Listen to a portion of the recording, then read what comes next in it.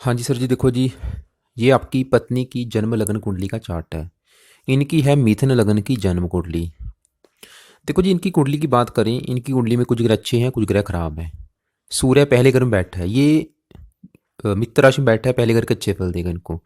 और इनकी कुंडली के हिसाब से, क्योंकि इनका देखो जी लगन चेंज होने वाला है, इसकी हिसाब से इनके कुछ ग्रह दूसरे ग्रहों के फल देंगे। जैसे कि शुक्र बैठा है इनका दूसरे घर में है, लेकिन ज़्यादा फल इस घर के देगा। बुध इसी करके फल देगा, केतु भी इसी करके, शनि भी इसी करके, और मंगल इनका 7वें घर में बैठा है, लेकिन ज़्यादा फल इस 8वें घर के देगा। गुरु भी बैठा 9वें भाव में है, आधे फल इस 10वें भाव के देगा। चंद्रमा इनका देखो जी 10वें भाव में बैठा है, लेकिन ज़्यादा फल 11वें घर के देगा। राहु इसी घर के फल देगा। ऐसा क्यों होता है? जब भी लगन चेंज चेंज होने वाला होता है, उस समय ये दिक्कतें आती हैं कि ग्रह जहाँ बैठा होता है उस घर के फल कम देता है। तो सबसे सबसे पहले देखो जी, इनके बात करते हैं सूर्य ग्रह की, क्योंकि अभी वर्तमान में आपकी पत्नी के ऊपर जो दशा चल रही है वो सूर्य ग्रह की है। तो सूर्य को जानना जरूरी है, जो कि चली है पिछले साल तीसरा महीना 2020 से, और ये 26 तक चलेगी। और मंगल की चल रही है इनके ऊपर अंतरिक्षा। बड़ा असर आपकी पत्नी के ऊपर सूर्य ग्रह का है, छोटा है मंगल ग्रह का। तो पहले सूर्य ग्रह की बात करते हैं। सूर्य बैठा है इनका पहले घर में, बुध के घर में बैठा है, जो कि इसका अति मित्र है। और सूर्य यहाँ पे 5 नंबर लिखा है, तीसरे घर का मालक है, जो कि इनके पराक्रम का है, साहस का, हिम्मत का। और सूर्य यहाँ से इस 7वें घर को देखेगा, जो कि विवाह का है। वैसे यहाँ पे भी मित्र राशि है, तो सूर्य इनको देखो जी ज़्यादातर वैसे ही अच्छे फल देगा। देखो जी, ये पहला घर है इनका शरीर, आपकी पत्नी का, इनकी सेहत, इनका स्वभाव, रंग रूप, शरीर की बनावट हम पहले घर से देखेंगे। और पहले घर में जो सूर्य बैठा है, तो सबसे अच्छी बात, क्योंकि जो सूर्य है ये निरोग का कारक है, मतलब इसकी आपकी पत्नी को सेहतमंद बनाएगा। और सूर्य के ऊपर गुरु की कुछ दृष्टि है, तो आपकी पत्नी सेहतमंद होगी, तंदुरुस्त होगी, सूर्य के समान तेजस्वी होगी, साहसी होगी। जो सूर्य के गुण है, देखो जी सूर्य तीसरे घर का मालक है, वो सभी गुण आपकी पत्नी में पाई जाएंगी। सूर्य की वजह से आपकी पत्नी मेहनती होगी, चुस्त होगी, उदार होगी, न्यायप्रिय होगी, प्रभावशाली व्यक्तित्व की स्वामी।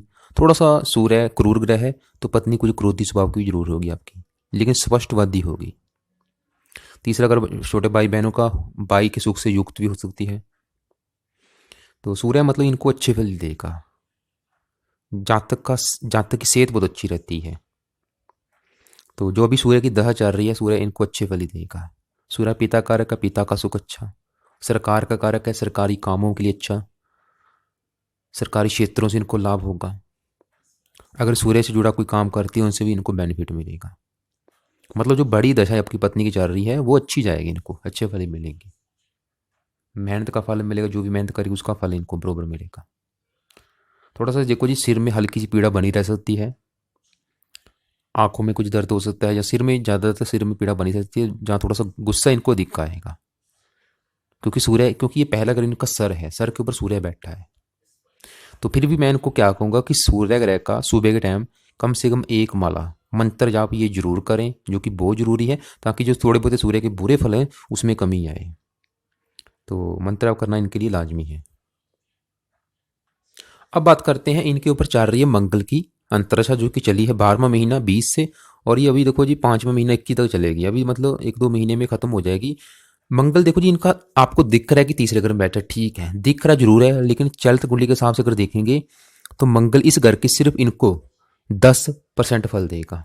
बाकी के 90% फल इस घर के देगा, 8वें घर के। आप मेरे हाथ का एंगल देखो, क्योंकि ये जो ग्रह होते हैं कि 30 डिग्री का इनका अंश होता है।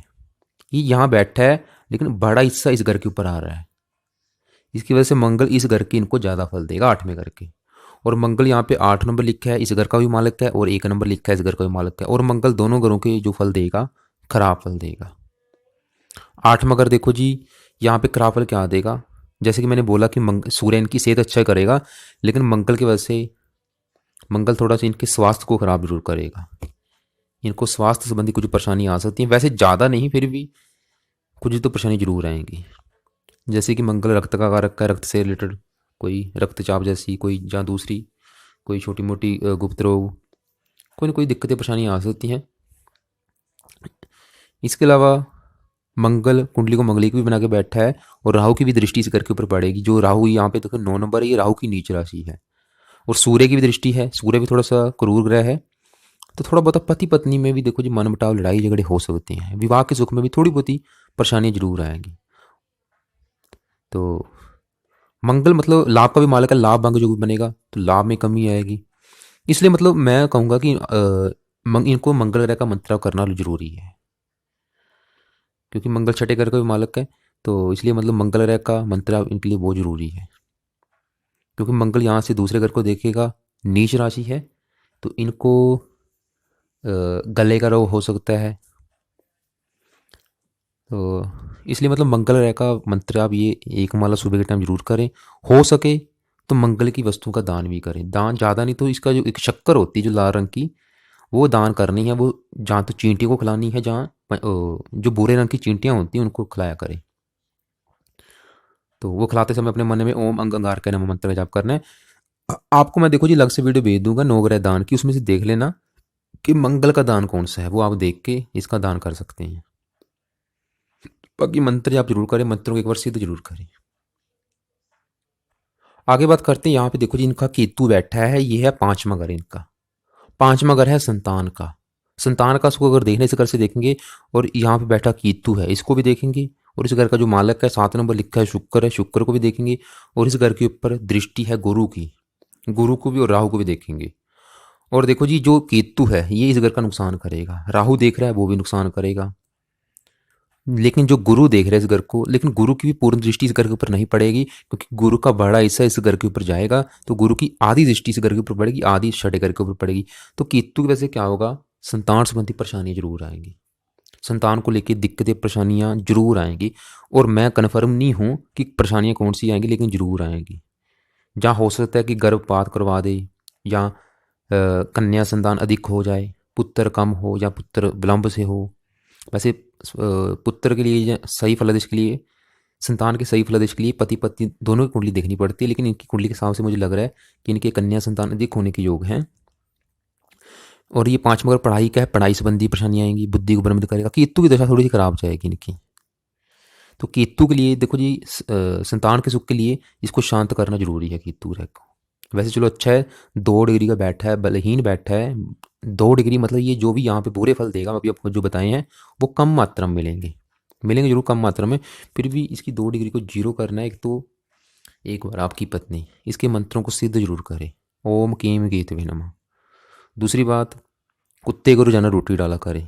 वैसे केतु यहाँ पे कुछ अच्छे फल देगा, जैसे कि आपकी पत्नी को शेयर बाजार, सट्टा, लॉटरी आदि में अगर इनमें रुचि है तो अचानक धन लाभ भी करवा सकता है। तो बाकी किसी ज्योतिष, तंत्र मंत्र विद्या का जानकार भी बना सकते हैं। आगे बात करते हैं, क्योंकि 9 ग्रहों में से राहु केतु दोनों पापी है, इनके राहु ग्रह की बात करते हैं। राहु इनका 11वें घर में बैठा है, 2 डिग्री का है। और चंद्रमा ये जो 10वें भाव में बैठा है, चलित कुंडली के हिसाब से चंद्रमा आज इस घर के सिर्फ 10% फल देगा, बाकी के 90% इस 11वें घर के देगा। और राहु के बिल्कुल क्लोज बैठा है, क्योंकि चंद्रमा की डिग्री 24 है, राहु की 2 डिग्री है, दोनों में आपस में फासला है 8 डिग्री का फासला है। क्लोज बैठे 8 डिग्री का फासला है। इसकी वजह से क्या होगा, राहु चंद्रमा को भी पीड़ित करेगा, जो चंद्रमा के अच्छे फल है, क्योंकि चंद्रमा दूसरे घर का मालक है, इनके धन का, परिवार का, वाणी का, उसमें कमी करेगा ये राहु। क्योंकि चंद्रमा इसके नज़दीक चला गया, पाप का त्रियोग में बैठा है, इसलिए मतलब राहु ग्रह की शांति करनी जरूरी। राहु इनको अच्छे फल नहीं देगा, क्योंकि शत्रु राशि में बैठा है। यहाँ से देखो जी राहु 7वें घर को देखेगा, जहाँ पे नीच राशि है, 7वें घर का भी नुकसान करेगा, 5वें घर का भी नुकसान करेगा। क्या 5वें घर का, मैं 5वें घर संतान का, संतान संबंधी परेशानियाँ कोई ना कोई, जैसे कि मैं बोला गर्भपात करवा सकता है, या संतान ऑपरेशन के द्वारा हो सकती है, कोई ना कोई दिक्कतें परेशानियाँ। विवाह के घर को देखेगा, विवाह संबंधी परेशानियाँ, क्योंकि नीच राशि खास तौर पे जब भी देखना, राहु की जब भी दशा अंतरिक्ष आएगी, पति पत्नी में लड़ाई झगड़े जरूर कराएगा। साथ में अगर दिल्ली की इनकम का, दिल्ली की इनकम संबंधी परेशानियाँ, साझेदारी के कामों में नुकसान, लाभ के घर में बैठा है, किसी भी काम में प्रॉपर लाभ नहीं मिलेगा। उम्र में बड़े भाई बहनों संबंधी कोई ना कोई परेशानी आ सकती है, उनको लेकर कोई ना कोई सुख में कमी, कष्ट हो सकता है। और सबसे नेगेटिव बात, चंद्रमा साथ में बैठ गया तो चंद्रमा के अच्छे फलों को कम करेगा। धन संबंधी परेशानियां, परिवार के सुख में कमी। तो इसलिए मतलब राहु ग्रह की शांति करनी सबसे जरूरी है। तो राहु ग्रह की शांति के लिए इसकी 2 डिग्री को करना पड़ेगा जीरो। तो आपकी पत्नी को चाहिए एक बार राहु ग्रह के मंत्रों को सिद्ध जरूर करें। इसका मंत्र है ओम राम राहवे नमः। हो सके तो लाइफ टाइम रात के समय एक एक माला दोनों ग्रहों की राहु केतु की कर सकती है। अगर संतान संबंधी परेशानियाँ आ रही हैं, संतान के कोई ना कोई सुख में कमी आ रही है, तो राहु केतु का मंत्र आप करें। और वैसे भी क्योंकि लाभ के घर में बैठा है, किसी भी काम में लाभ नहीं मिलेगा इनको प्रॉपर, हमेशा लाभ में कमी सताती रहेगी। राहु ग्रह का दान भी करती रहें, सतनाज्य का दान करें। तो बाकी एक बार मंत्र सिद्ध जरूर करें। और राहु की वजह से चंद्रमा के भी अच्छे फलों में कमी आएगी, क्योंकि चंद्रमा ज़्यादा फल इस घर के देगा। और चंद्रमा ने अच्छे फल देनी थी, क्योंकि चंद्रमा दूसरे घर का मालक है, धन का। और धन का मालक बैठा 10वें भाव में है, बड़ा हिस्सा लाभ के घर के ऊपर है। तो अच्छे फल क्या देने थे, धन ही बनाएगा उनको, काफ़ी बहुत ज़्यादा धन ही बनाएगा। धन की कमी नहीं रहेगी, परिवार का सुख अच्छा, वाणी अच्छी, लाभ के लिए अच्छा। लेकिन राहु से पीड़ित होने की वजह से चंद्रमा के अच्छे फल नहीं मिलेंगे। इसलिए अगर राहु को शांत कर लिया तो चंद्रमा के भी अच्छे फल इनको मिलेंगे। चंद्रमा मन का कारक है, जातक की मानसिक शक्ति अच्छी होगी, स्मरण शक्ति अच्छी होगी, माता के लिए अच्छा है। इसलिए मतलब राहु ग्रह के दान करते रहें, इसका मंत्र करते रहें। तो आगे बात करते हैं इनके यहाँ पे शनि ग्रह की। शनि देखो जी इनका बैठा है छठे घर में, जो कि एक खराब घर है, छठा घर शत्रु लोग कर जाएगा। वैसे शनि क्योंकि त्रिक भव को स्वामी है, त्रिक भव में बैठा है, कुछ अच्छे फल भी देगा, थोड़े बहुत खराब फल जरूर देगा, क्योंकि भाग्य का भी स्वामी है। यहाँ पे जो 11 नंबर लिखा है ये भाग्य का है, भाग्य भंग जो बना है, जिसकी वजह से थोड़ा सा भाग्योदय हेतु इनको संघर्ष जरूर करना पड़ेगा। लेकिन शनि तीसरी दृष्टि अपने घर को भी पड़ेगी। एक तो इनकी उम्र काफ़ी लंबी करेगा, आपकी पत्नी की उम्र लंबी करेगा। इसके अलावा छठा घर शत्रु रोग कर्जे का है, छठा घर शत्रु का, जातक के शत्रु अगर होंगे शत्रुओं पर विजय मिलेगी। अगर रोग होगा, रोग लंबे समय तक परेशान नहीं करेगा। अगर सर के ऊपर कर्जा होगा जल्दी उतर जाएगा। मतलब इस घर की अगर बुरे फल मिलेंगे वो लंबे समय तक नहीं मिलेंगे। तो जातक साहसी होगा, शत्रु विवाद मुकदमे आदि में विजय प्राप्त होगी। शनि की 10वीं दृष्टि पड़ेगी यहाँ पे, तो भाइयों के सुख में कमी आ सकती है। बाहर में अगर देखेगा वैसे जातक का खर्च भी देखा होगा। शनि कुछ अच्छे फल भी देगा, खराब फल भी देगा, थोड़ा सा भाग्य दे तो कुछ परेशानी दिक्कतें जरूर आएंगी लाइफ में शुरुआती अवस्था में। तो इसलिए मतलब शनि का मंत्र भी जाते रहें, वहाँ पे तेल का दान भी कर सकते हैं, ताकि इसके जो बुरे फल है उसमें कमी आए।